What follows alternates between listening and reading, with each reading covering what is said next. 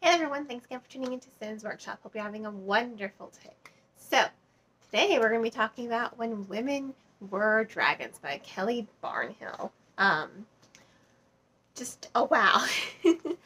There's a lot I want to say about this book, and it's so hard for me to try to even contain myself because of how much I absolutely love this book. I mean, it was just words matter. It was just so thoughtful and compelling and empowering, and just it really did make me think, you know, a lot. And a funny story about this book. So I love this book so much. And then a woman, because I work at Barnes & Noble, a woman came to me and she's just like, I need help choosing a book. I just got out of a really bad breakup with this guy for years, and I don't know what to do with myself anymore. She's like, I just need to work on me. And I'm like, okay. She's like, do you have any recommendations? This was one of the books I gave her. She came back probably a week later, right? And profusely thanked me for this book and told me, you know what, this book was exactly what she needed. She I was right. It was incredibly empowering. It was exactly what she needed to read at that moment. And now she's just like, tell me, give me all your recommendations. And I do. She's really great. But that's how much I love this book, that I'm like constantly recommending it to people, because I really do think it is empowering for not just women, but also people in the LGBTQ community as well. And the story does follow Alex. She's recounting her life. You can tell that this is a story.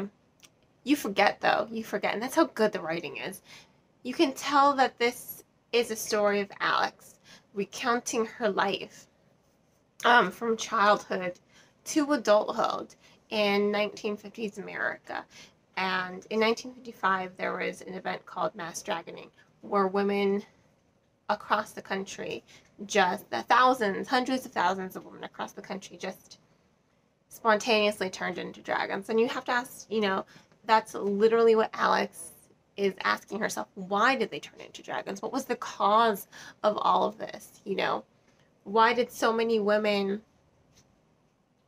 abandon their homes and their kids and their families and fly off as dragons?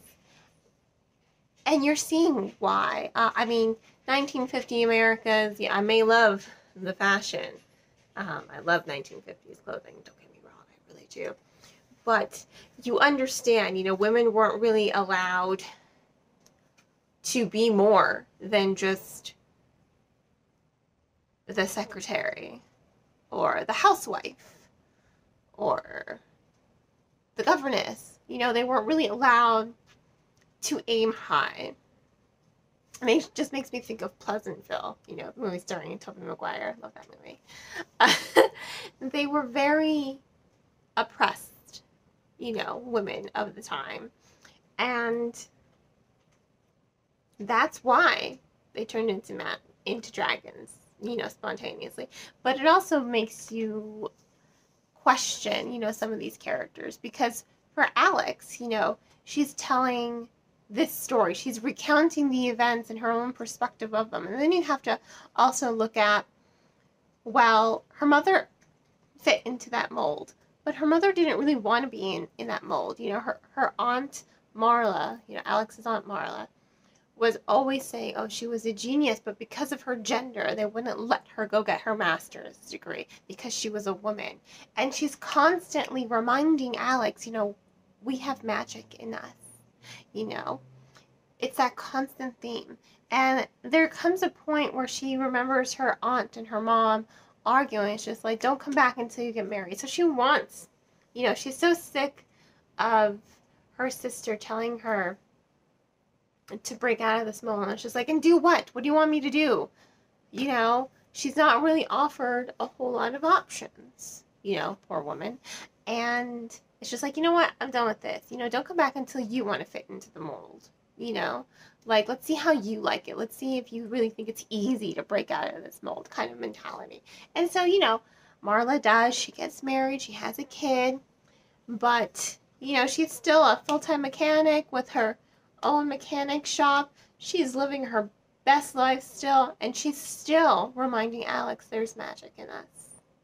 She's still constantly saying, we have magic in us. Do not let any person, any man tell you that you have to be this docile housewife, that all you're good for is cooking and cleaning and maintaining the house, That's what Marla's whole thing is.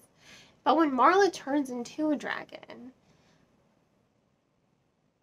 everything is just upended. And then it makes you question, she was so for her own sister's happiness, but by living it, it's just so complex, it's just, humans are such complex creatures.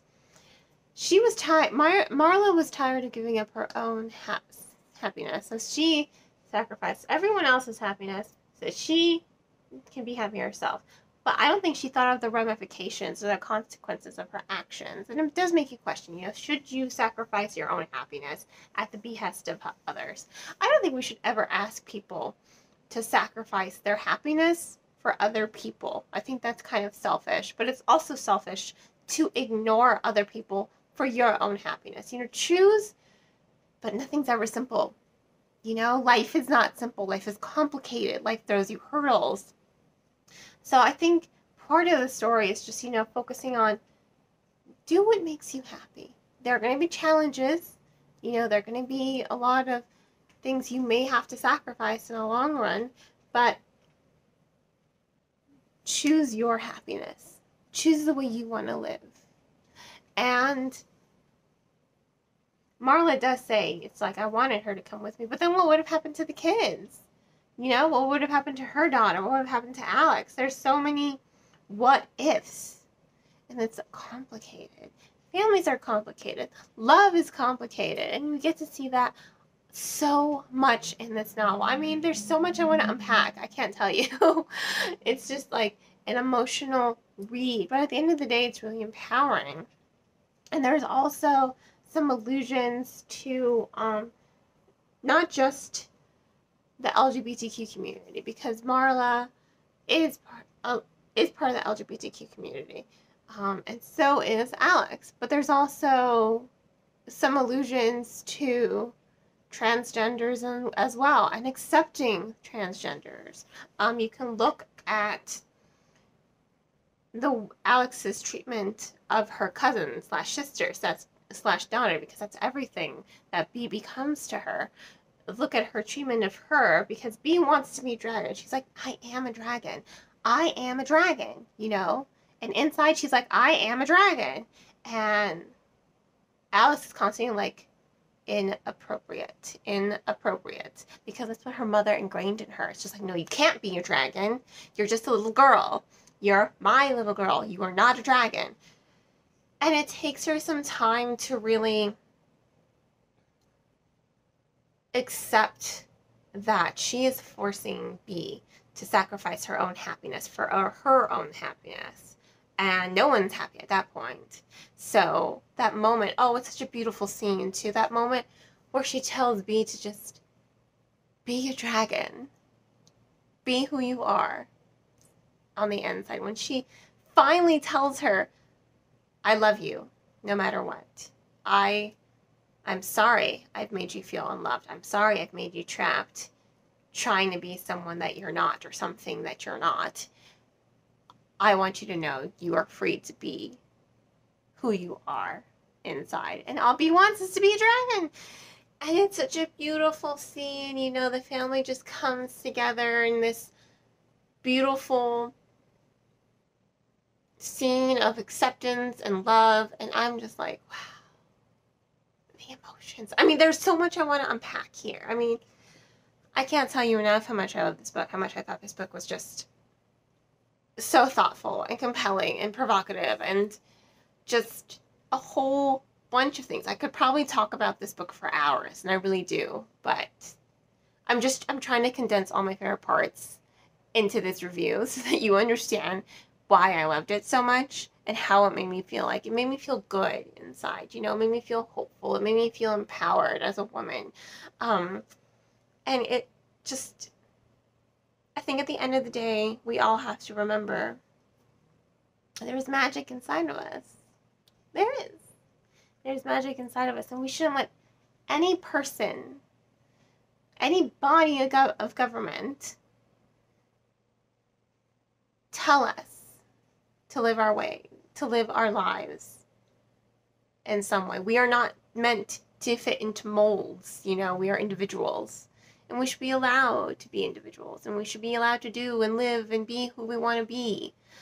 And that is the magic in us, to be who we want to be, to live our true selves, to live life the way we want to live it. And I thought, oh, it's just so, you know, I love this book, okay? It gets 5 stars. That's it. Now that I have nothing else to say. It was a beautiful book. I hands down loved it, 100%. I can't stress that enough. If you haven't gotten the, you know, the message that I freaking love this book, well then, wow, I did a shit job with this review, let me say. Absolutely fantastic. It was fantastic. It was a fantastic book, and I loved it. I loved every minute of it. I thought it was simply incredible. It was an incredible novel. I loved it. Can't say that enough. 5 out of 5 stars. So, if you want to go ahead and purchase the book, please remember to purchase the book from your local bookseller or online book retailer. If money's tight, which I get it, please check out the book from your local library. There are more ways than purchasing the book to support the author. Leaving reviews online is a great way to do so.